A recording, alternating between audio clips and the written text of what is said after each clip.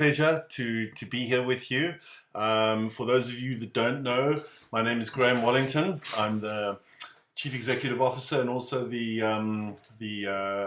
co-founder, along with Emily, of Wild Earth. I'm going to be spending this evening going through quite a number of things that I'm going to be discussing with you and catching you up on, of course, answering questions. A little bit of housekeeping, so to speak. If you're watching this, you are obviously at wildearth.tv/town hall, which I actually also need to get up here. And what you will see is alongside the feed is the chat room, the chat area. It is in this chat area that I'll be looking for questions later on and of course answering them. And the only thing to note though is that oftentimes there's a lot of people that are asking questions, and then that takes that kind of overwhelms the chat a little bit. So if you do see the chat stopping, you just need to refresh the page, and it'll start working again. I'll also do that a few times during the process to keep it going. I'm not going to answer questions throughout, so what I'll do is I'll sort of update you on a variety of things that I'd like to go through, and then I'll kind of open the floor to questions, and then we can go ahead and I'll answer those questions. So let's jump straight on in. I think to sort of right off the bat, what I'd like to do is I'd like to first of all apologize for how slow we have been and late we are with getting sorry, what have we got? I've got a message here coming in that there are too many requests. It seems that Emily can't even log in. I'm also getting too many requests. I can't log in either. It will calm down. So those of you that are in, you know, it will calm down. You will be able to get in shortly, and we'll be able to get on. But the book is late. It's very late, and we apologize for that. But as you saw, we put out a blog explaining. Hold on, we've got another problem. Sorry, I see this audio is out of sync. All right, well, there's nothing I can do about the audio being slightly out of sync on my lips. I apologize for that, but in any event. So the book is very late, and the reason for this, as we explained in the blog, is that we deeply underestimated the amount of work that it was going to take to collate all of this together, make sure that the correct images and the correct comments and messages from people, the correct names, all associated. And thank you to all of the team, the community members, the volunteers that have been helping us to sort this out. We are very close now, and we expect that next week we'll be able to send this off to the printers, and then start processing these so that they can all be sent out. So we'll be in touch shortly to those of you that have bought the books, so that we can get your addresses, work out the final shipping costs and so on, and get them to you. And although it is late, and we are aware, and we apologize for that, I think you are going to be properly happy when you get your book. It is. You know, we had high expectations of this book, and I think we're going to exceed all of our expectations. So that's at least something to look forward to. Okay, so the main order of business for the evening is to update you on our channel and what's going on here. Now, for those of you that that are relatively new to Wild Earth, or sort of don't know the whole story, I'm just going to take a few minutes to just, not minutes, I'll be shorter than a minute, just to quickly give a little bit of backstory here so that what I'm about to explain comes about in some kind of context. So for the longest time, Wild Earth made a living by, or funded what we do, by licensing some of our live broadcasts to National Geographic and other television broadcasters, other television channels, but in particular National Geographic in the United States. And this was our, like, I wouldn't say primary, it was like nearly our only source of revenue. And in the middle of 2019 already, we lost that client. And that meant that the normal income that we have coming in Hold on, we've got, yeah, so the normal income that we have coming in dried up. And essentially what happened was that we were forced to fundamentally change our business. As some of you know, in October 2 years ago of 2019, we reached out to our community and asked for help. And we got the most overwhelming response. So many of you that are watching me right now are part of that community of people that were there for Wild Earth. And this allowed us to begin the transition from essentially a business to business where we were kind of, I guess, wholesaling, if you will, content, programming, live safaris to other television broadcasters, and they were paying for it, to a shift to where we are now, which is a business to consumer business, which is where we make the money that pays for these broadcasts every day by selling advertising, by putting advertising into our programming. And that's not really practical or possible. It's on social media, so on YouTube, on Periscope, on Twitch, and on Facebook. It's very difficult to do that. And it is, and there's a whole host of reasons. I won't even go into that. You can put pre-rolls in. There's a lot of things you can do, but what you can't do is properly monetize and generate enough revenue to be able to run what is actually a very, very expensive undertaking. And so we began a long journey, which we're not complete, but we've made significant steps, and that's what this is all about, is to talk to you about that. What we did was we built a television channel, a 24-hour-a-day television channel that we launched in August of last year. And we launched this initially on the DSTV platform in Southern Africa. Later in the year, we expanded that to, actually, sorry, yes, a few months later, we expanded that to the rest of Africa. And this was running, and still is running, on channel slot 183 on DSTV. It reaches a lot of people, millions of people, the channel, just on DSTV.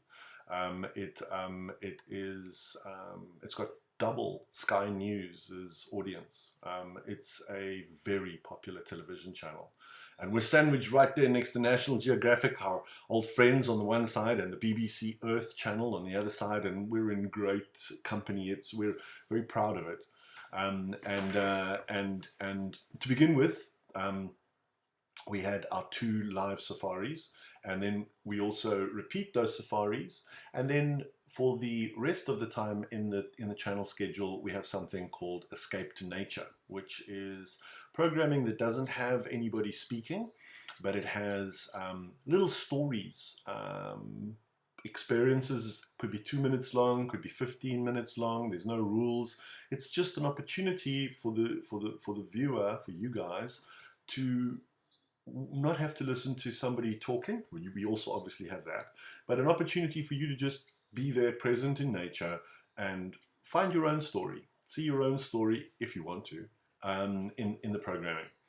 And over the past year and a bit, we have worked very, very, very hard to increase the carriage and distribution of that channel, as well as to integrate all of the necessary advertising so that we can start to get enough revenue in to sustain what we're doing. And what we've managed to achieve is I think very impressive. I'm very proud of our team and what we've achieved over this time. And we are now available on a multitude of traditional pay TV platforms. For example, on KPN in Holland, on Elisa in Finland, on Italisat in the Middle East. Coming soon is Canalsat in Ethiopia, and quite a number of other traditional broadcasters that are in discussions with us. But the area that's really, really expanded dramatically quickly around the world over the past, well, sort of since the pandemic hit, and a little bit before, but very much since then, is a thing called FAST, which is free, advertising supported streaming television. And Wild Earth is doing very well in this space. We're on Zumo in the United States. We're on LG in the United States. We're also on LG in other parts of the world. We're on Samsung Plus in Brazil. I mean, just in Brazil on Samsung Plus, on a Sunday, we reach 100,000 people each Sunday, different people. And they watch for a long, long time. There's an awful lot of people watching just in Brazil on Samsung Plus. We're also on Rakuten in 4 European countries, including the United Kingdom.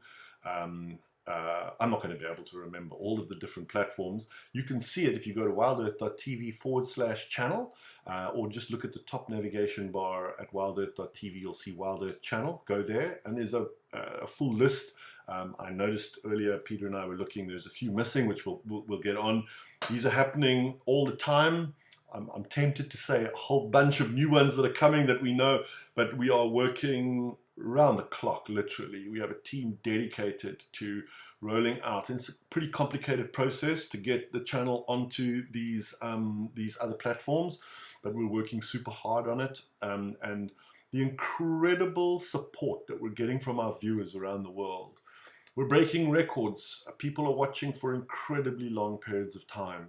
You will know, so you're all fans, you're all viewers, so you know what it's like. There's something about Wild Earth that's super special. The opportunity to be present in nature is a super special opportunity, and turns out there's a lot of people that like it. So that's very exciting. And on those platforms, the important thing is that we do 10 minutes of advertising in every hour. These are done in 4 2.5 minute long ad breaks. And what the directors do is these ad breaks aren't occurring at a specific predetermined time. What the directors are doing in the control room is they're trying to get one ad break into each 15-minute, every 15 minutes during the live shows. And they're looking for an opportunity to put the ad break in so that it doesn't feel disruptive. Now, we all know that advertising is disruptive. No one loves advertising. It's just the reality of life. It's someone's got to pay the bills, and we've got to pay it somehow. Otherwise, we wouldn't be able to access the content at all. And I know you understand that. But we are trying very hard to try to put those ad breaks in a place that is as least interrupting as possible.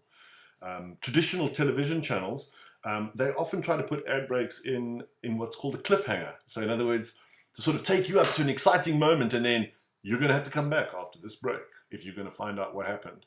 We're not doing that. So what we're not going to do is that. And if there's something that's happening that is very dramatic or exciting, or it's a big moment, the directors are told that if necessary, miss that ad break. But we don't want to disturb people unnecessarily or too much.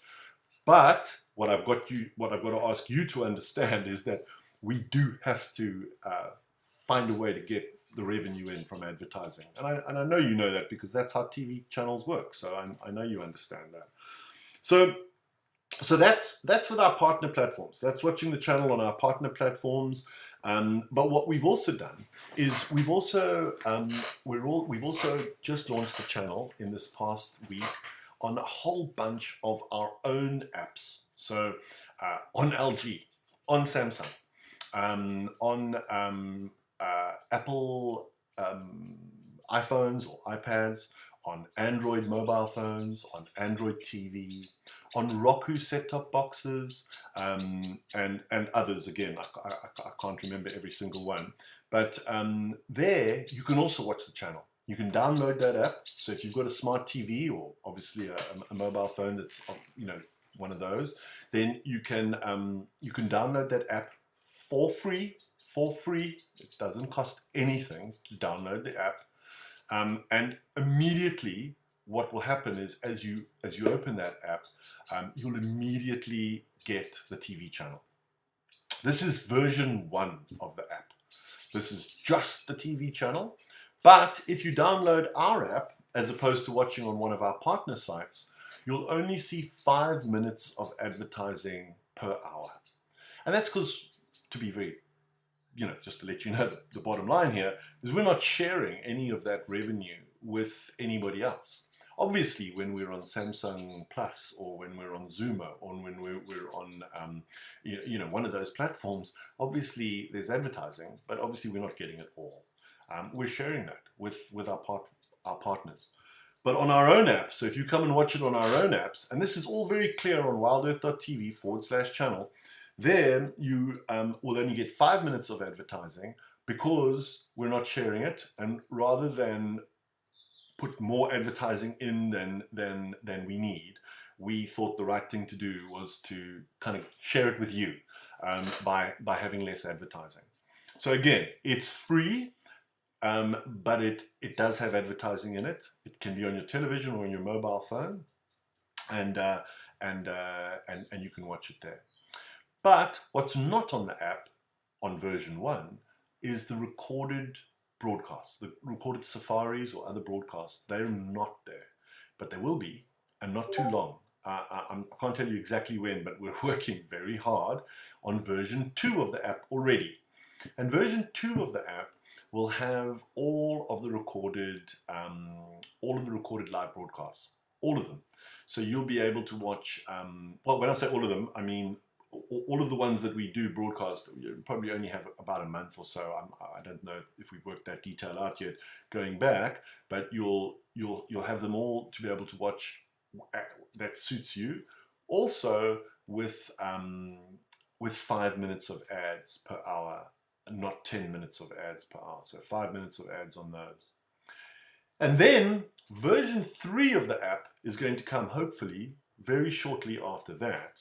And version 3 of the app is where you're going to be able to log in to any one of those apps on your mobile phone, iPad, or any of the connected TV applications. And you're going to be able to log in there. And if you're an explorer, not just a registered user on wildearth.tv, but if you're an explorer, which is where you're paying us a subscription of at least $5.99 per month, that's the minimum. You can pay us more, but the minimum is $5.99. And if you're a registered explorer and you log into the app, you'll be able to watch the channel ad-free. That's with no advertising, because you're paying us a subscription, so we don't need you to watch the ads to be able to make that viable for us. And all the time that we're running this channel, even now at the moment, underneath that ad break is a live sighting. And so what that means is that if you aren't an explorer and you're watching the ads, then there is still that sighting happening underneath. But if you do become an explorer, then while everyone else is watching an ad, you're still watching a live sighting with one of our guides or whatever show it is. You're watching that happening all the time. Okay, so what we're not going to do is cut off the YouTube or Twitter or Twitch broadcasts at this time. We're going to, what we want you to do, and the purpose of this town hall is over the coming while, what we need to do is we want to try to migrate all of our viewers from the social media like YouTube, Twitch, Periscope, Facebook, and we want to migrate everybody over onto our connected TV and mobile apps, either on our partner apps or on our own apps. And eventually, when we get to the version 3 of Explorer, which will the version 3 of the apps, which means that we've got the recorded broadcasts and we've got the option where you can remove all the advertising by being an Explorer. At that stage, and not before then, that is when we will then end our broadcasting on social. And that's because we can't make that economically viable. We're not going to do it overnight. We're not just going to turn it off.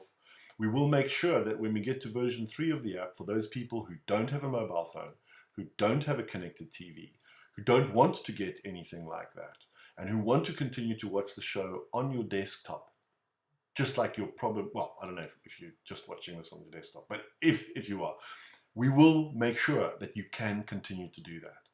So please, to be very clear, we are not going to cut off anything until we have all the options available, from desktop through mobile apps, through connected television apps, with advertising and without advertising, with recorded shows, with and without advertising on them as well. Only then will we eventually then stop the broadcasting on YouTube and the other social platforms. Okay, so that was the important thing, and what I really want to ask here is that you help me out and us out, in the sense that as this process goes along, those of you that have been with Wild Earth for any length of time know how easy it is for our community of viewers to get, firstly, confused, and then that confusion to turn into a high level of anxiety, and that in turn often goes into panic as well.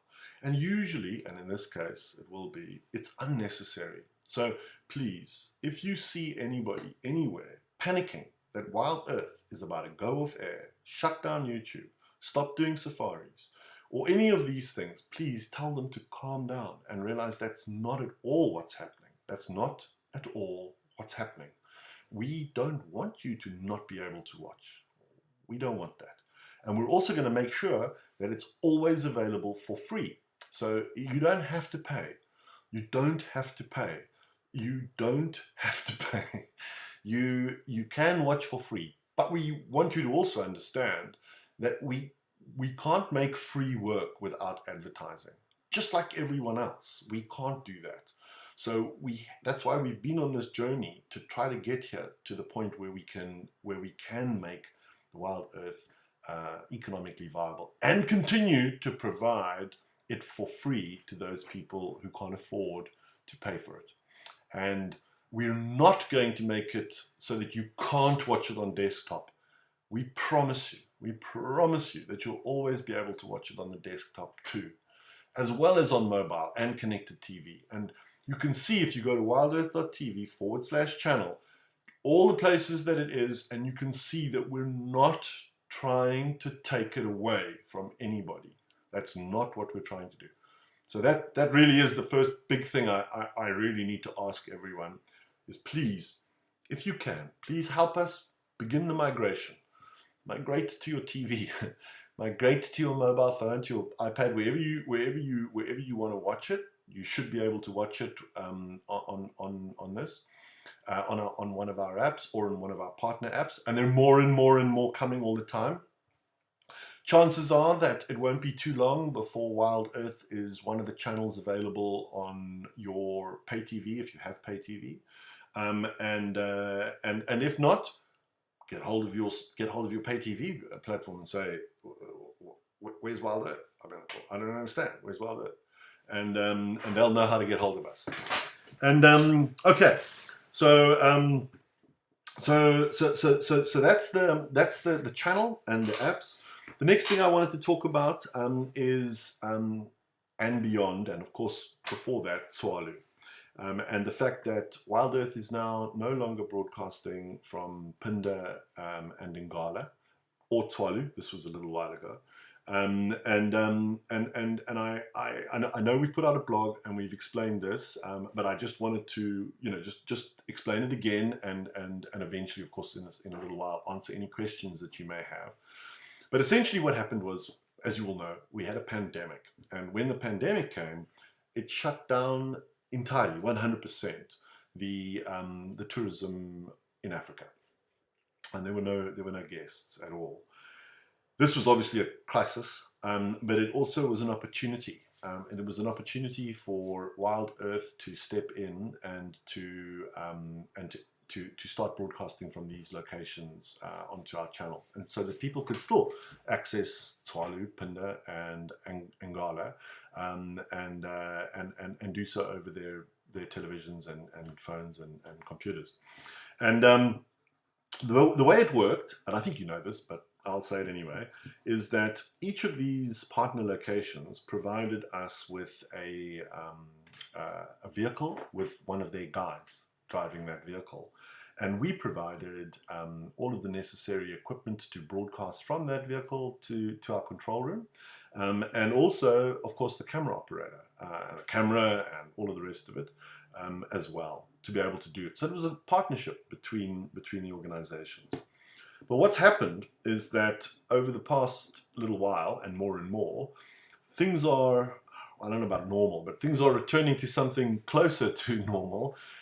More and more tourists are coming, which means that those guides that were guiding you and on Wild Earth are needed to guide physical tourists that are coming to these lodges. And there just aren't enough guides. What happened was that this pandemic has resulted in something that we don't even fully appreciate yet. It's still a problem that we're going to face over the coming months and years. That is a serious problem. And that is so many of the talented guides that work for Wild Earth, but not only Wild Earth, but for the entire industry, have left the industry. And probably, or hopefully not, but probably permanently. They've had to go and find other ways to make a living because they couldn't just wait for years. They didn't know how long. And so they've had to move on.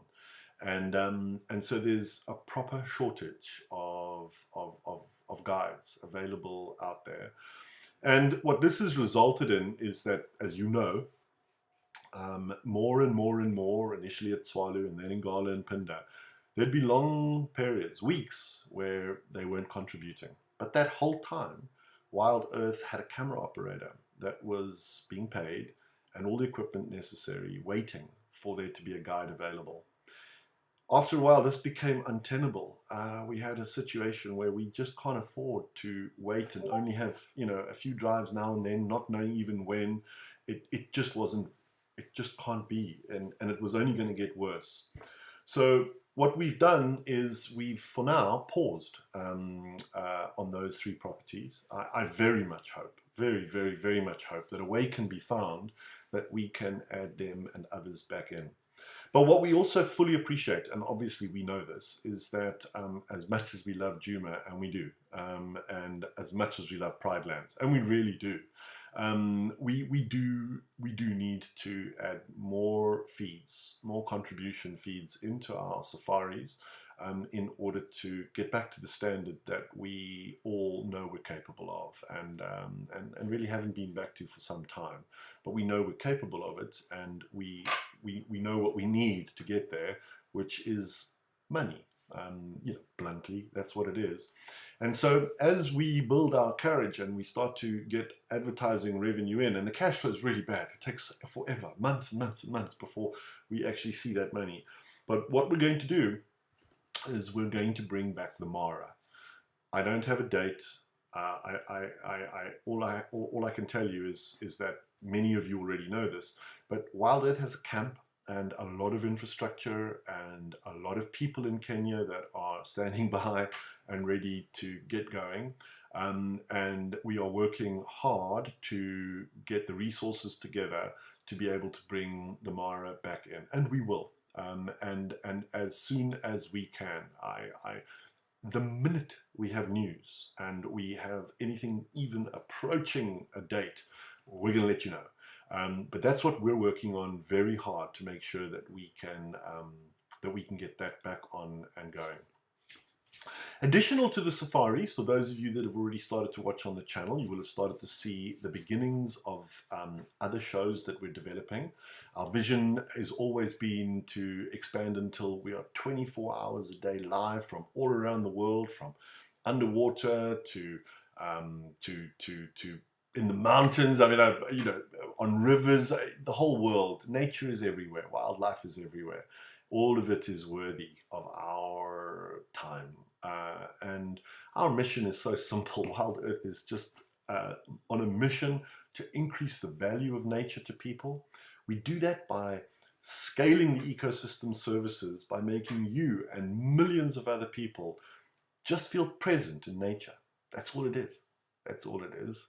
It's just so that you feel present in nature, because then you get the benefits of nature.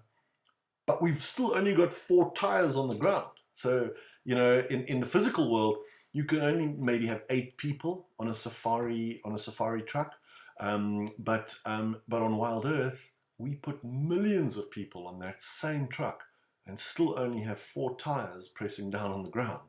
And so we're able to scale the ecosystem services of being present in nature without scaling that harm. And so our plan is to keep on expanding until we eventually reach 24 hours a day from all over the world. But first, we will get our safaris back to where they need to be. I also want to, before I even try and log in and start looking at the questions again, I want to address the one thing that I know there's going to be a flood of questions on, and I will obviously answer them as well. As you all know who've been on town halls before, just because I say this now doesn't mean I won't say it again, is that the guides, the naturalists that host that you love, I mean, I know you do, not everyone. I mean, the one thing that is also very clear is that, you know, that everybody has their own favorites, and they're not all the same. But the guides they come and they go. We don't control them. We make the opportunities available for them to guide. We don't share the schedule going forward. We're never going to share the schedule going forward.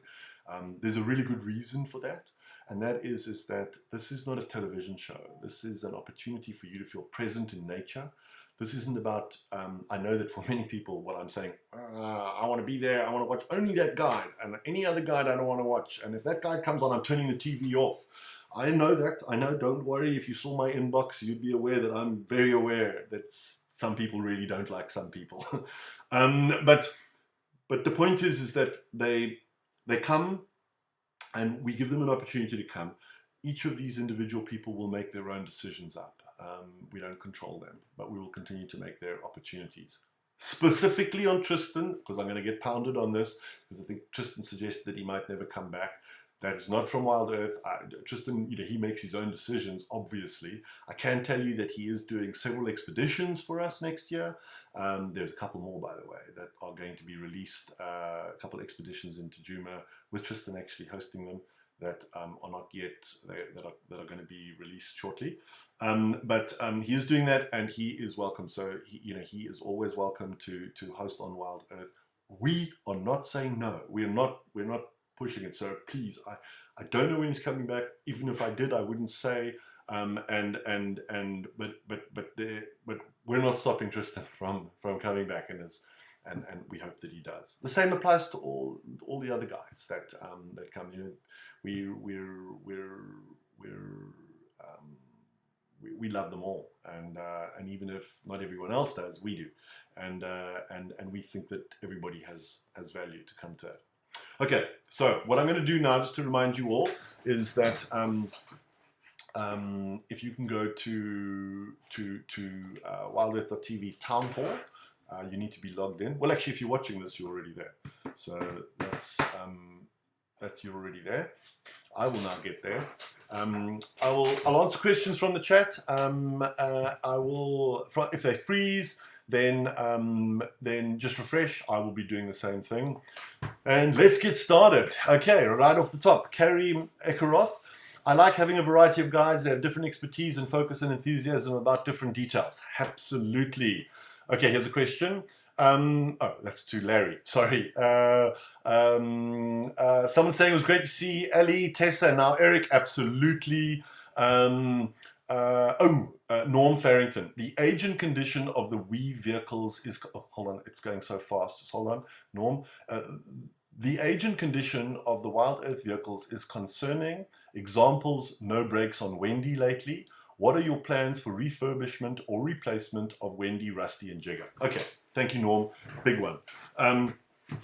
So yes, they are very old. They are very, very old.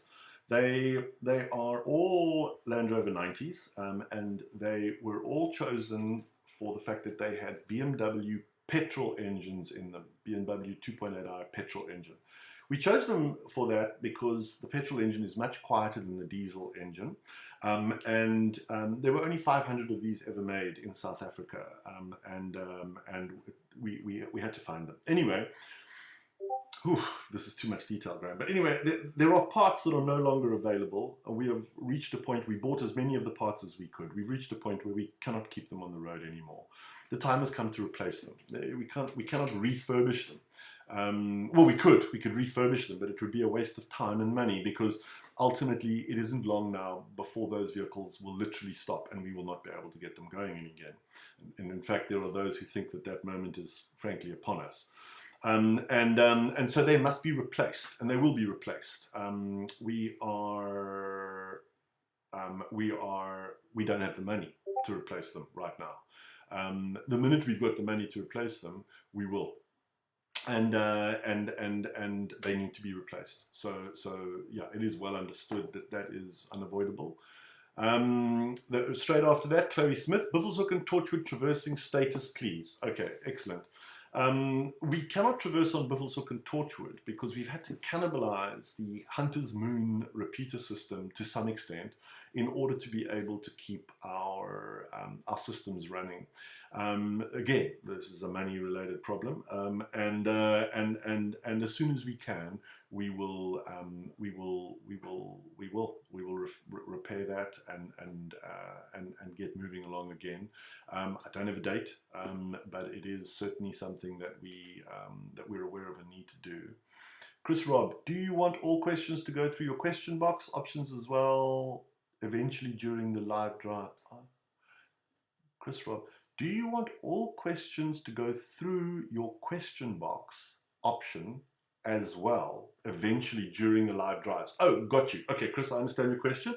What Chris is asking is that if we want to concentrate all the questions through the question box, yes. So eventually what we'll do is, it won't only be on our website though. The question box, just for everyone's, just those who don't know, is underneath the embedded YouTube player on the Live Safaris page of the wildearth.tv website.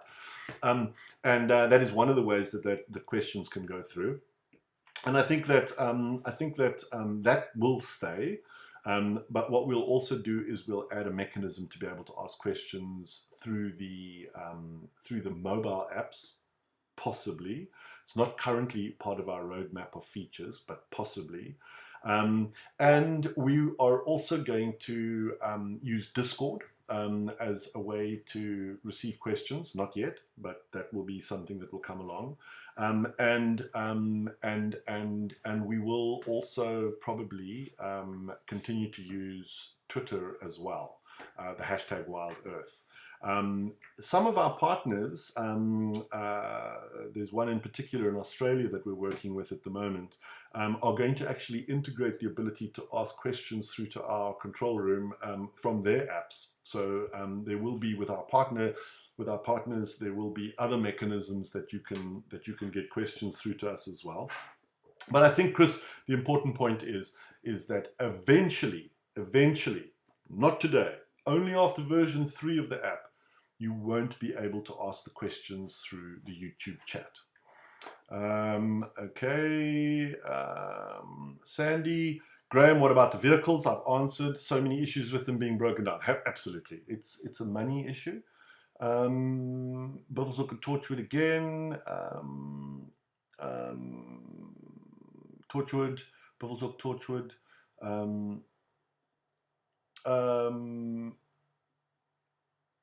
Will you and Emily be able to join any up and coming? Oh, it went away. Up and coming expeditions. That's from Julie Dieters.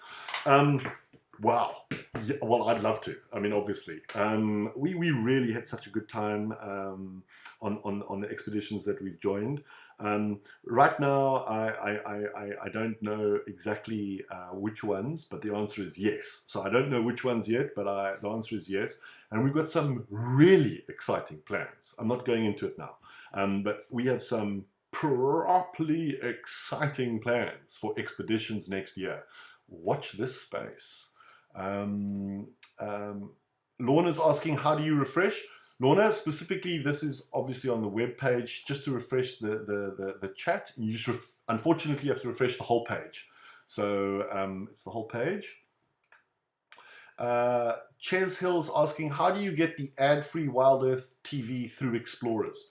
So if you're an Explorer, Chesel, you will be able to. Not yet. You can't yet get the ad-free. It's going to be available in version 3 of our apps. So it'll never be ad-free on our partner platforms. So the only way you'll be able to get an ad-free stream in the future, it's not yet available, is either on our apps or on our website, and as a registered user and a paying explorer. Okay, Bivels Hook Torchwood again. Freddie van der Walt.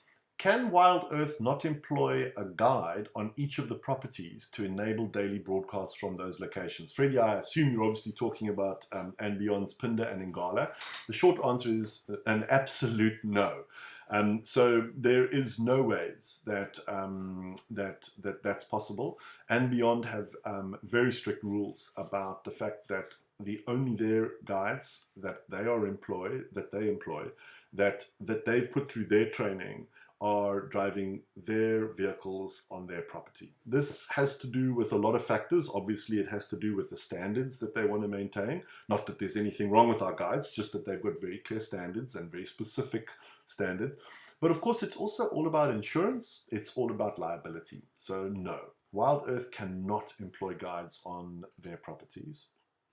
A lot of people saying nice things about Eric. That's always good to hear. Terry saying you love the fact that we're going back to the Mara. Not as much as we do, Terry. Spar's asking sort of a similar question to Chris earlier about the will we maintain the ability to chat while viewing in the future with the apps?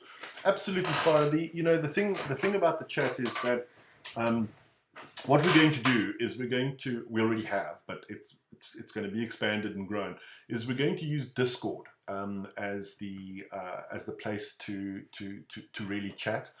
Discord has emerged as being the center of chatting across a multitude of different broadcasts and communities. The reality is that you're very such a long subject. Having done this for 23 years and having chat go along the journey with us, there's so much I could do a lecture on chat. But the reality is that it's evolving. It's evolving very rapidly, and yes, we're going to build and encourage and support a chat community on Discord. And we're not going to do it in a radical move. It's going to be done in a process. As you know how we do things, we bring everyone along on the journey. That's even why this town hall is all about it. So don't panic. We will make sure that everybody comes along. Ryan is asking, hi Graham, why is the poor signal in Buffelshoek and Torchwood not being addressed? So Ryan, a simple answer is money. And the reality is that we've had to use the equipment that we're using at our Hunter's Moon repeater, which is in Buffelshoek, which is where we would receive the signal from the vehicles. We've had to use that to keep Djuma going. So if we didn't do that, we wouldn't have Djuma, and that would obviously not be acceptable. So we're doing the best we can with worn out and broken tools. And the reason that it's not being addressed to the satisfaction of both yourselves and us, I can assure you, is only money. But we will get it right, and we will never give up, and we will succeed. And we are slowly getting there.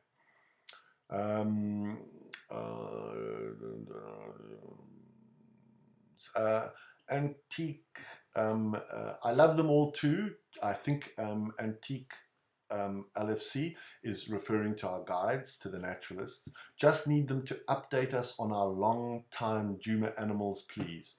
Update the new ones. Okay, I think what Antique there is saying is that if there are new guides, they don't know the history of those animals, and we need to update them about the history of the animals.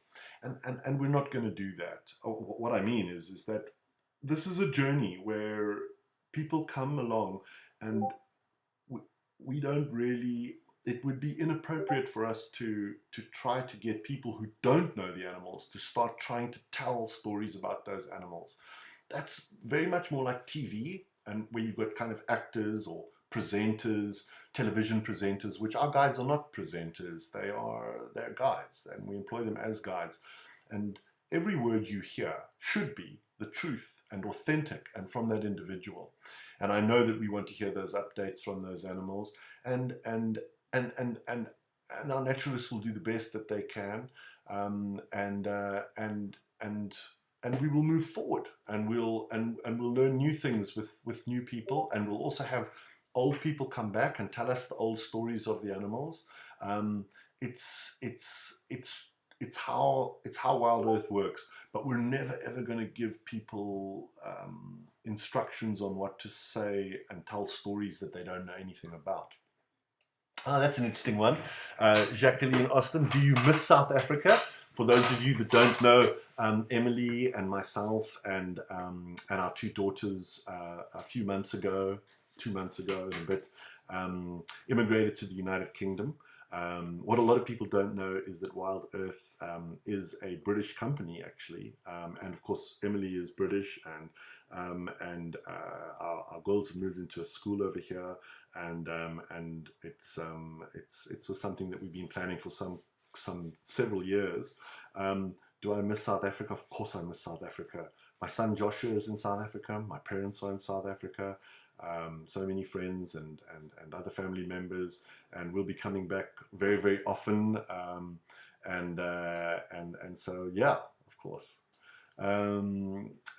Puma Concolor, what investment is being made to upgrade the broadcast infrastructure on Djuma? Unfortunately, at the moment, Puma, no investment. We don't have the money to do that, but we will be.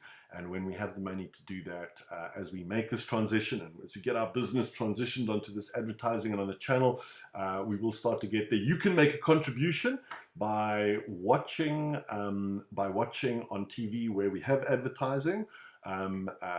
Becoming an explorer, and soon you won't have to watch the advertising because you'll be contributing through the explorer, and that will help us to get to the point where we can upgrade that infrastructure.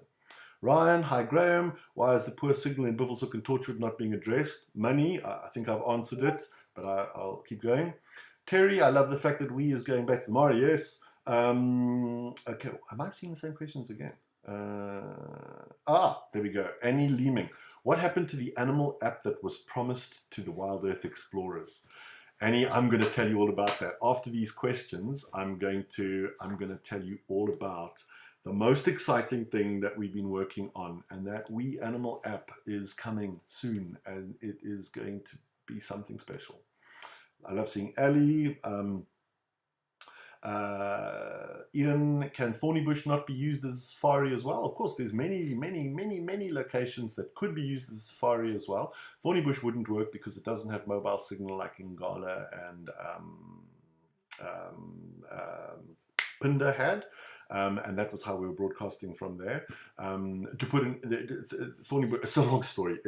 Thornybush would be a very challenging one to do. There are many reserves, and it's not a lack of reserves. It's a lack of resources, either at the reserve or for us to be able to do it. But we are working on it.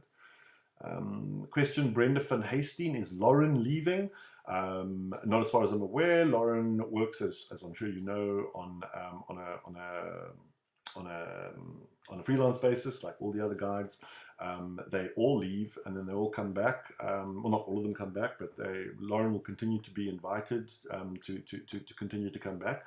If she decides that she wants to stop guiding for Wild Earth, and that is her decision. I don't believe that she's doing that, but she might. Car sponsor from Land Rover. Corrie, car sponsor from Land Rover. We might be able to get a sponsor to come in and do that. Unfortunately, sponsors have an expectation that we would put their brand into our actual content. We can't do that because we've got partners all downstream, all these different platforms that are carrying our channel. And if we have a brand that's in the actual stream, then that is in conflict with the advertising that they're doing. So we could do a deal with a car manufacturer, but we'd have to give them advertising, not not product placement, because otherwise it would completely destroy our model and we'd go out of business. Paul Reza, aren't we all getting old? I'm not. I don't know what you're saying, Paul. I don't know what you're saying on that one. Barbara Russell, any update on signal from cars to make it where there is not so many gremlins? So that's an interesting one. So it's the naturalist's job to stay in signal area. The signal varies from time to time, and we have a very complex mechanism of making sure that that we know where that is. And if a naturalist goes and finds sightings that are outside of our signal area, then that's a problem, because we can't use those sightings. Essentially, if the content is outside of our signal area, we can't use it. And so that is not actually an equipment failure, or a technical problem. That is the naturalist in an area that we can't get content. What else have we got here? How successful has the monthly subscription been? Sheila, if we didn't have our monthly subscriptions and our advertising revenue and the assistance from our audience, we wouldn't be here. So that subscription is the difference between survival and not survival. That's the difference between you having a safari and not having a safari. So it's been successful in the sense that we're still here, and that's because of our subscribers, our explorers. The reason why Wild Earth is still here is because of our explorers, because of you. That's it. Please tell everyone that they can cast from the app onto their TV. I love the app, found it this week. Julie, you can do that depending on your own personal situation, which is why we have tried to give as many different kinds of apps and solutions for people so they can get it onto their TV. And there are lots of different ways of doing it.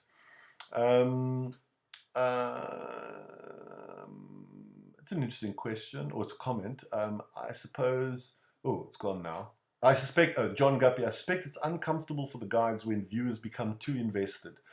I don't know if it's uncomfortable for the guides. I think that in fact for many guides that's really that's great. I mean, it makes them feel that there's a real purpose to what they're doing. I think what the guides struggle with, well, I know what the guides struggle with, is when they're bullied and when they're insulted and when they are attacked and when people feel it's acceptable to say terrible things to somebody who's trying really hard to make a contribution and gets attacked for doing so. I think that's what they don't like. Connie Davis, please hire First Nations Indigenous guides. And absolutely, Connie, that is a really important thing. And we do try to do that. And there's a lot of complexity around how to go about doing that and the problems that faces. But you are very right, and that is an important factor to us wherever we can.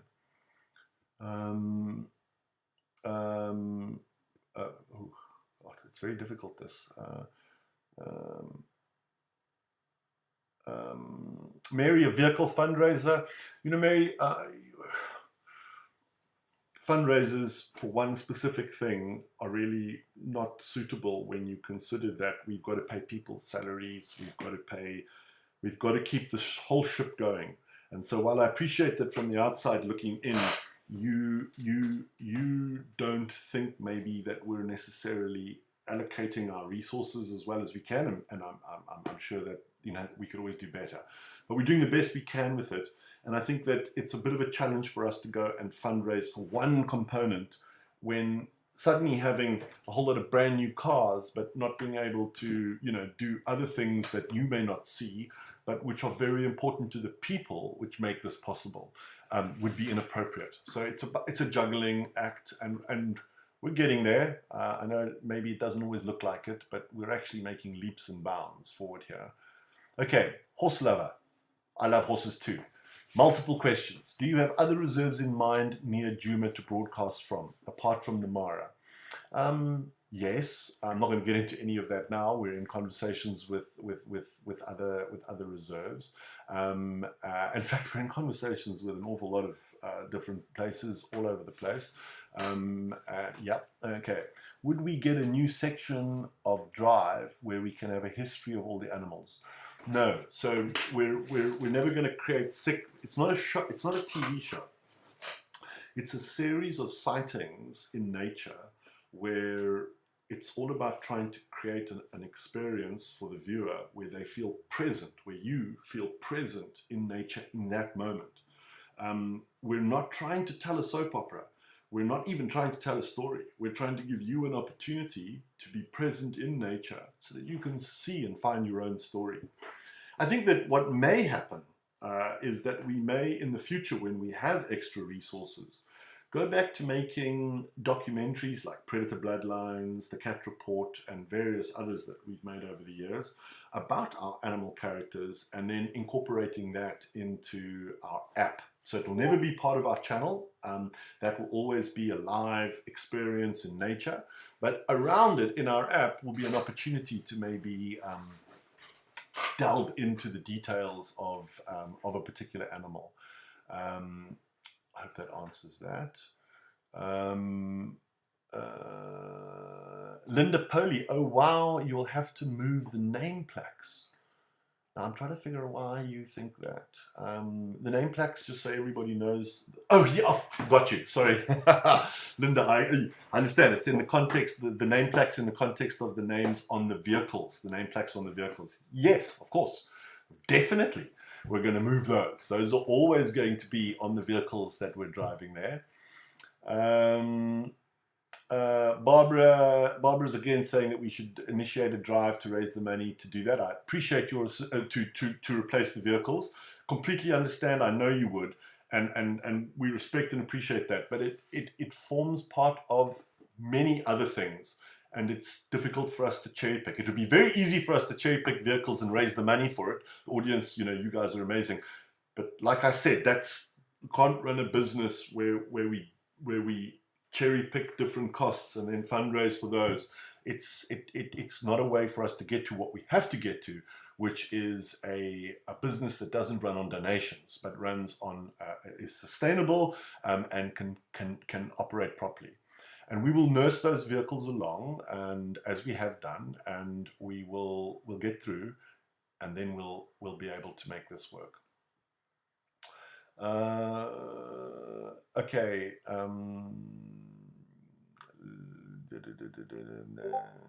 Name plaques will be moved. I'm just kind of going to go quickly because I realize now that these are like 20 minutes behind. Hyena Boy asking the same question, Graham, after everything's been moved to the apps, will we still have ways to chat with each other? Yes, possibly on the apps, but Twitter, to chat to each other. Yeah, that Wild Earth won't be, we won't, as you can see, even running just this little chat over here is very difficult. Discord are the people that are the best at doing this, and so we will begin to make that work better and better. Okay, I'm gonna go all the way. Actually, you know what I'm gonna do? Oh no, hold on, they're still coming. I'm gonna go down to the bottom. Spara asked, is Steph Winterbor still on Djuma? No, Steph doesn't live on Djuma. Steph is our operations manager, and he still is, and he is based in Hoedspruit. Okay. Andrew Kirby. Hi Graham, will you commit to getting Ingala back on air soon as it becomes possible to do so? I mean, I'm not going to commit to any of those things. Oh, hold on, let me carry on. Many thousands of us want to continue following the lives of the Birmingham Pride, of course, in the way we have over the last 19 months. Secondly, any thoughts on adding Shinzela as a new location, which is next door to Ingala? Regards, Andrew. Andrew, I mean, I don't control that. So in terms of committing or making promises, I mean, it's just not our decision. Do we want to be on Ingala? Yes. Do we want to carry on following the Birmingham Pride? Absolutely. But this forms within the context of a much bigger picture, and it's not one that we control.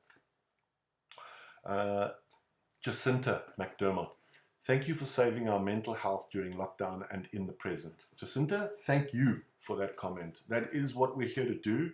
That is what this is all about. It is providing you with a daily experience where you can be present in nature, a meditative experience where you can let nature help you. And we all need it, and we all do it, and that is our purpose. And great to hear that you appreciate it. Sherry Beals, will there be another name plaque opportunity? It never goes away, Sherry. It's permanently there. You can at any stage just go to the support us or explore section, and you can immediately buy a name plaque, and we do them in batches, and then we'll send you through an email showing you that it's been put up. So don't wait. It's always available. What is the name of the app? Asking for a friend. This is from Joshua Drang. The name of the app is Wild Earth. You can search for it, Wild Earth TV. Just search for it, you'll find it. Anne Vinden, she says, I think it might help guides if they didn't think we need to be entertained. As you say, we are privileged to hear from them. And you are so right. You are so right. It really would help if they didn't feel they needed to entertain. Some of the guides that get quite experienced at this are able to pause and be quiet and just be. But it's not an easy thing to do. You know, we've got to kind of empathize. Often the guides will refer to themselves as presenters, and those are the ones that struggle because they think they're on TV and they're trying to present and entertain, and it can be exhausting. But we do try to help them to understand it. There was a question. Heidi said Florian Brits Graham was speaking about the book at the beginning. I didn't see that question, Florian. Sorry, I just scooted down. Yes, the book is late. We're working on it. We've got a whole bunch of viewers, yourselves, some of you maybe, who are part of it and are helping to make that work. And they are, and we hope to be able to get those to the printer this week. And they're going to be amazing. I just see Pete's just told me new batch of plaques to be created late next week, so people can get into this batch still. So. Okay, that's good. So we're going to be creating a new batch of plaques. Those are the name plaques that go on the vehicles. You can go ahead and buy now. Go to the Explorer section, and they'll be in next week. You'll be in that batch. Okay, Debbie, why did the same chatters get comments, questions through just about every drive? This is an ancient problem, Sherry. Sorry, Debbie. We do our level best to try to focus not on the person asking the question, but on the question being asked. I understand your frustrations. I want you to know that there is no favoritism. You may or may not believe us. There's no reason for us to have favoritism. We're trying to get the best quality questions. In fact, you know, the director that actually makes the decision to put the question up doesn't even know who it's from. They only see the question, and they're selecting from the D2, selecting all the questions coming in, and then copying them into an interface that we built where there's several questions available for D1. That's the director that's directing the show. For him or her to select those. They select it based purely on the question and what's happening in the story. They don't even know who that person is. So I hope we can only try to do better.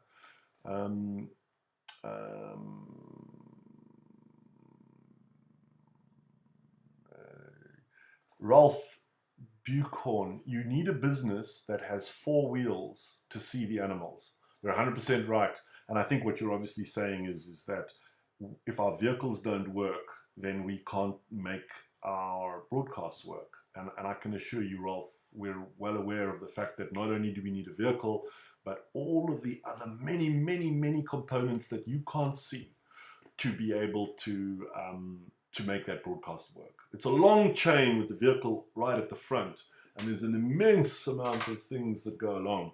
And what we have, if you can imagine, is we need to spend 100, let's say, on getting that whole chain to work, but we've only got 10. And so what we're doing is we're having to basically go to not the fire, not where the worst case, not where the fire is burning, because the fire is burning along the entire line, but where we can just keep going until we can get to a stronger position. I promise we will get there.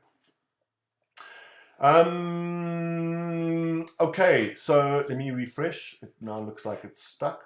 I'll answer 5 or 10 more questions, and then I want to tell you about an exciting new project that we're working on, there we go. Ian Armitage, will the drones come back? Yes, they will. We did some testing on that a little while ago. We've got a new program, a plan around that, but it isn't possible for us to do it straight away. It is in the queue, and as we slowly build our way out, we will definitely be bringing them back. Carrie Carbacca, how will these changes affect the Ticket to Dream? Carrie, there aren't really changes. What we're doing is we're expanding our distribution. So these changes will have zero effect on the Ticket to Dream. There's no effect whatsoever. Sarah Shanna, will DamCam continue to stay on YouTube? Yes, DamCam will continue to stay on YouTube. Barbara Brown, change is hard, but we'll all adjust and continue to enjoy Wild Earth. It is an important part of many people's lives, and we're very appreciative.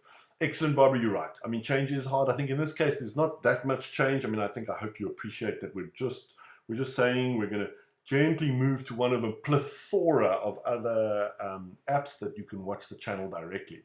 This is change that gives you more, not less. Sandy Hamilton, please can you help with the mics on windy days? We can't hear the guides answering questions.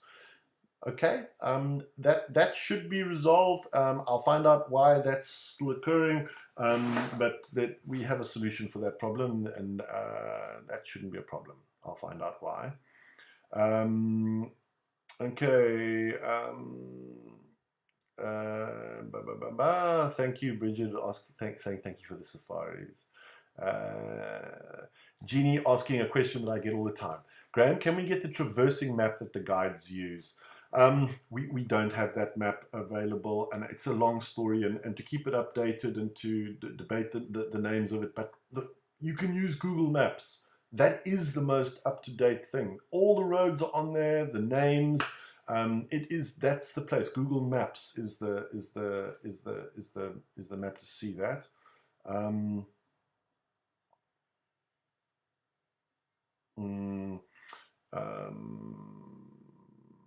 I will never lose heart. Georgina Stevenson says, please don't lose heart. Impossible, Georgina. Will not happen.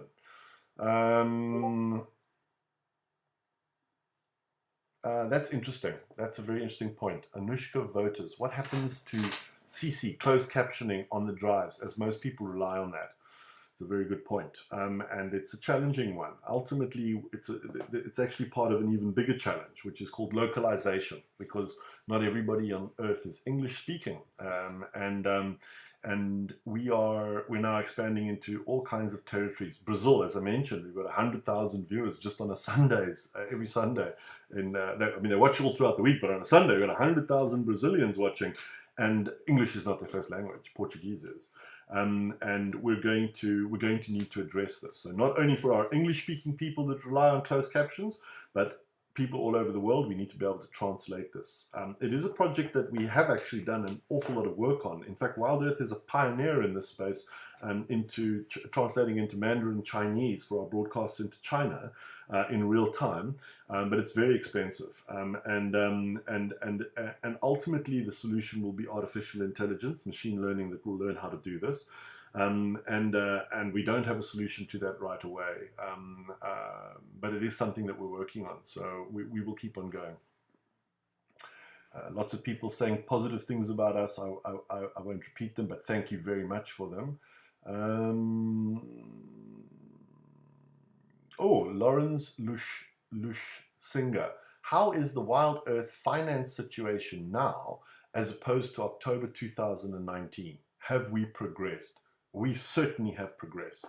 The fact that we are able to finally launch this channel all over the world and start generating advertising revenue, and we've managed to grow and transition from a donation-based system into the Explorers as a subscription, and we're now on the brink of being able to bring these pieces all together. We have progressed so much. We're not out of the woods, but we have certainly progressed a great deal. Oh, Sandy, plans to fix the dam cam, zoom and focus for a better experience. So first of all, the dam cam's down. As you know, our fiber optic cable got severed. We're having to splice the fiber optic cable. We'll get it going. The actual dam cam itself, I mean, to replace the dam cam would be nice. To upgrade it would be nice. We can't afford to do that at the moment. Right now, we're just trying to get it back on. Lindsay, can you source parts for the vehicles from the UK? No, they're not available anywhere in the world. That motor doesn't have those parts available anywhere in the world. It's not a country problem. It's a part problem.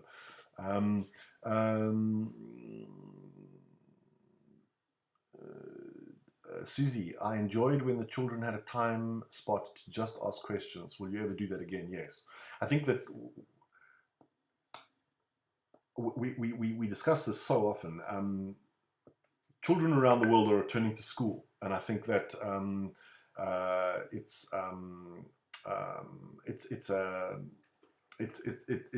we need to go back to doing that, and exactly how, we're not exactly sure, but we agree with you. That is such an important part of what we do. It's critical. Gil's Haffen asking, how can you get Mara but not SA sites? Gil, this is a long conversation, but it's not a function of distance from our control room that dictates how we get a contribution. So distance is not a factor. The reality of the situation is that each of these properties all have their own dynamics when it comes to traversing an operation. So, for example, the Masai Mara is a national park. There is essentially no limit to the amount of vehicles that can go in, as I'm sure you've seen, or maybe you haven't, but you know, you can get 200 vehicles at a crossing, and whereas a place like Phinda, that's not possible. So it's just not apples and apples, it's not a question of what country, it's a question of the reserves and the various relationships that exist there. Okay, guys, I mean, there's obviously a lot more questions, and people are asking a lot more questions. Let me answer two more. Georgina Ramsey, I'm not familiar with grant funding opportunities in South Africa, but had we explored this as a possibility, I know Wild Earth certainly brings the importance of conservation to the forefront of all our minds. So grant funding is only available for a non-profit organization. Wild Earth's not a non-profit organization, so we're not really, we wouldn't be able to provide the tax benefits back to the grantor that they expect. One more, Nancy, thank you. Oh, that's a thank you. Thank you, Nancy. Thank you very much. Thank you for the town hall from Nikki. It's a pleasure. A lot of source parts from the UK. That's not the solution, as I mentioned earlier. Gil Haffen, change with only 2 sites. Change with only 2 sites. I don't understand. Sorry. It's not a change but an evolution. Okay, I see. So this, I don't know, we're not changing, we're expanding our distribution and implementing our business model so that we can generate advertising revenue to pay for the broadcasts. I hope that makes more sense. Okay, so I hope I've answered a lot of questions, and what I'd like to do is to tell you about something that's coming that's really exciting. Basically, so as you all know, what Wild Earth has been all about is all about making people feel present in nature. And what we want to do is we scale these ecosystem services of nature without scaling the harm done to nature. So we can have millions. I mean, we reach 4 million people a month with nature, which obviously isn't possible in the physical. You know, to have people come, 4 million people come to Djuma, and there'd be nothing. It would be a desert. And so and along this journey, okay, as you all know, we follow individual animals. Somebody earlier asked the question about that, and this is a crucial part because when people come physically on a safari, they come for like 2 or 3 days, and they're spending a lot of money, and they want to get as much value for money, and they've got in their minds they want to see the big five. So when they see a leopard, they see a representative of the species of leopards, and in their mind they think, I've seen the leopard, and they make the guide might share some sort of generic facts about leopards, and then they move on and look for a lion and so on and so forth. But our viewers, yourselves, you guys come back and you watch day after day after day, and as a result you get to know the animals as individuals. And you see, something magical happens when you see an animal as being an individual and not a representative of a species. What happens at that moment is you empathize with that animal. You start not worrying, you start becoming curious about the opportunities and challenges that animal faces in its life. And you see the world a little bit through that animal's point of view.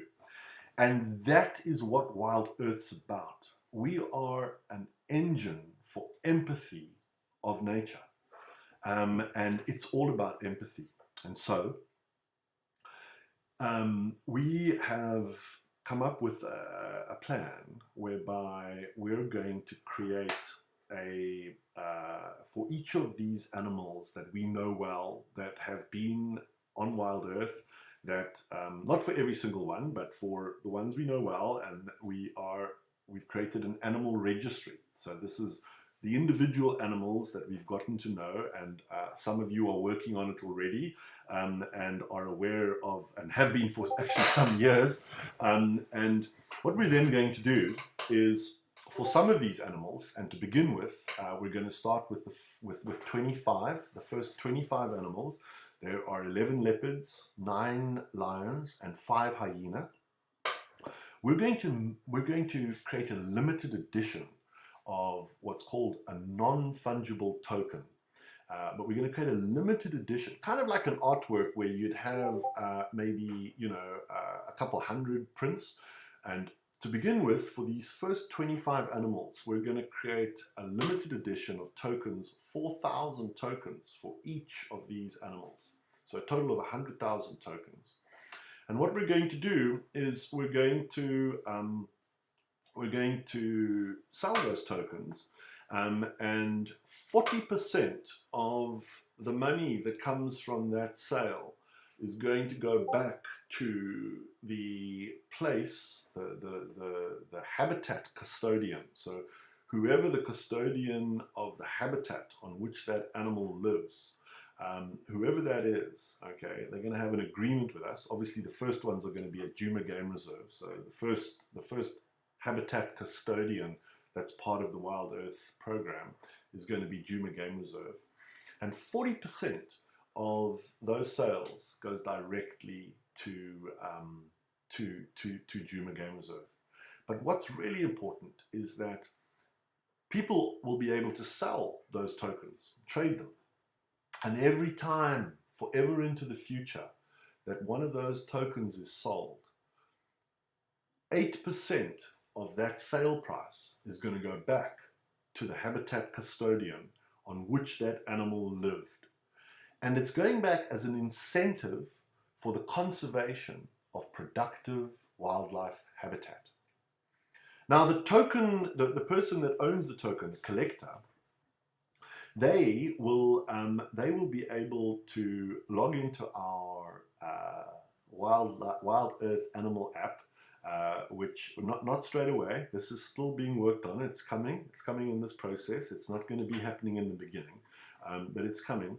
Be able to log into that, and with your token of that particular animal, and you're going to be able to see all the sightings of that animal all the way back to 2015, and in some cases even further back than that. And you're going to every single sighting, because we recorded them all. We've got the whole lot of them, and you'll be able to go straight back to every single sighting of Hosana. Also, you'll be able to, if you're a collector of that token, you'll only be able to access a special message board for each animal, which will only be accessible by the collectors of that token. So you'll only be able to post or read those posts if you are a token collector for that specific animal. Because you see, what we're trying to do here is we're trying to create that feeling that you guys already have, which is where you're following these individual animals' lives. Somebody asked the question, will we have a show where, we can hear the full stories of these animals? You won't have a show. What you'll have is the ability to hold a token of that animal that you have, knowing that you are a custodian of that animal. You're contributing to maintaining the habitat for that animal, not only that animal, but all of its descendants. And that buying or selling that token is making a real, tangible, direct impact for that specific animal in its specific home. What we're going to do is we're going to build something here where we can save the planet one wild animal at a time. And it's a super exciting project. It has the potential to truly, I don't know about transform, but to make a significant contribution to conservation. Because you see, right now, for a wildlife habitat custodian, the person that owns or manages that wildlife habitat, they have very limited mechanisms to generate revenue. They can have a consumptive use, so that's hunting, for example, and that's where they generate money by obviously selling the opportunity to come and kill the animal they're trying to conserve. That's how conservation started. So, and it still plays a role today, and an important role. And what we're not trying to do is trying to say, hunting must stop or anything like that. What we're trying to do is add another way of generating money for these custodians. So the one way was hunting. Another way was tourism. Is tourism. And tourism's better than hunting, because here you don't actually kill the animal. But what you do is you bring people along that need roads, they need buildings, they need water, they need electricity, they need food brought in, they need a whole staff of people and the point is that the impact of tourism is not zero.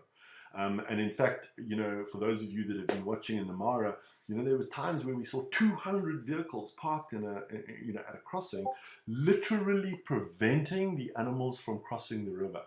So when tourism goes too far, it's also very bad for nature. So what we're offering and what we're trying to build is a non-consumptive incentive money for those wildlife habitat custodians to conserve that productive wildlife habitat. It's a very exciting project for us.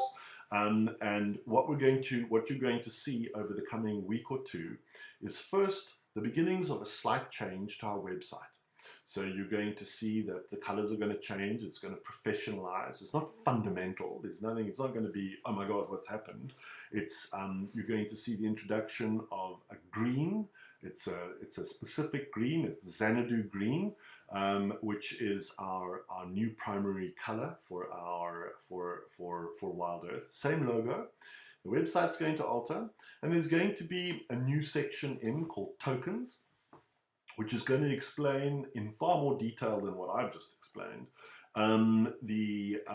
what these tokens are, what the Wild Earth animal non-fungible tokens are, how they work, and we're going to include in there what's called a green paper, which is a super detailed, long, if you really want to dive into the nuts and bolts of this thing and really get under the hood, that'll all be there.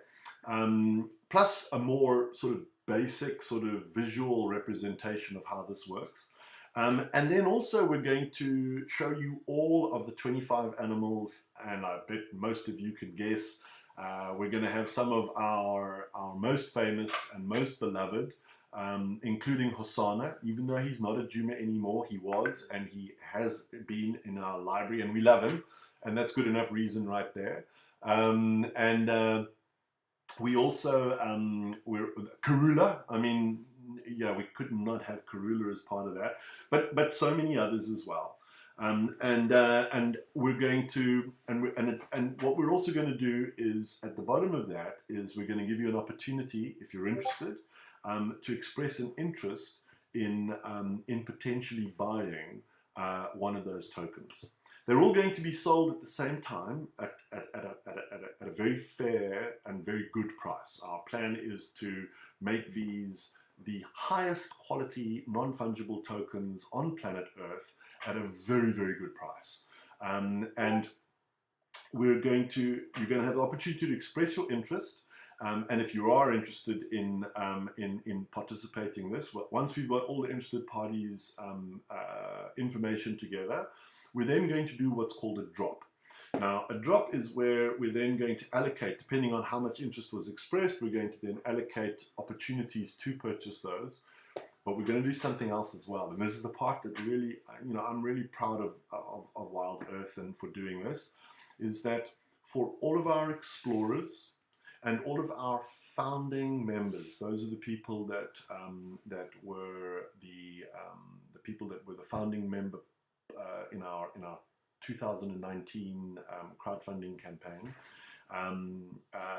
We're going to give you as a token of our gratitude for the fact that you were there and have been there for us in our hour of need, in our darkest hours, when we needed you the most and we called for help. You were there, and we are immensely grateful for that, and we are going to show that gratitude by providing at no cost these some of these inaugural tokens to yourselves. They are special, important tokens because these will be from the very first editions. So these will be the Genesis drop tokens. There will never be ever again another Genesis drop of Wild Earth tokens. These will be the first, and we want them to go to you to show our gratitude for when we asked for help, you were there, and for that we are deeply grateful. There'll be a lot more information about this in the coming days and weeks. I expect it'll probably become a big story around the world. I think it has the potential to be truly meaningful. Wild Earth has always been, and before Wild Earth, Africam. Some of you know that I founded Africam back in 1998, and I've been at this business of trying to make people feel remotely present in nature for my whole adult life. And we've used technology to try to share nature with the world. We've always focused on trying to make people feel part of nature. And now what we're doing is we're building a way for you to be a custodian of nature. Not just nature in general, not just donating to some fund that's going to try and work on nature, but to specifically conserve individual animals and their descendants in a specific habitat, and to create an incentive for those custodians where they can look after that nature and make it economically viable and not do anything to it. Literally. The ultimate conservation is where it just needs to be there. It doesn't need to be shot. It doesn't need to be photographed. It doesn't need to be captured and put in zoos. It doesn't need to be fenced in. It doesn't need to be poached. None of that. It just needs to be. The animal simply needs to be. And that alone is enough. It's a very exciting project. There's a lot more detail coming. I appreciate and thank you for sitting through this long town hall to listen to me. Apologize that I could not answer everybody's questions. I hope that you understand why it's necessary for us to make this transition to the channel that we've been on this journey for, well, the channel journey for the last year and a bit. And we're now on the brink of something truly spectacular. Our courage is growing like this. The people that are watching Wild Earth is just growing outwards. And we're about to bring the opportunity for all of you to become custodians of the nature that you love. And thank you once again all for your contributions and for your support, for your continued viewing. Not all of you speak all of the time, but I can feel you, and we can all feel you all of the time. And that's why we do what we do, is because of you guys. And so thank you very much. And thank you,